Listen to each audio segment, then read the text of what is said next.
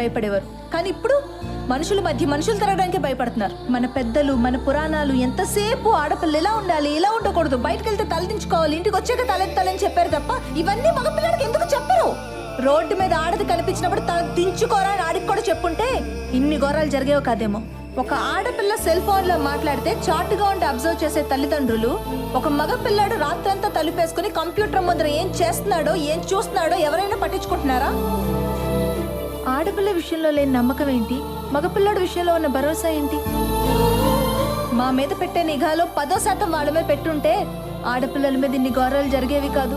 మా అక్కలంటే ఎంతో మంది బలైపోయేవారు కాదు.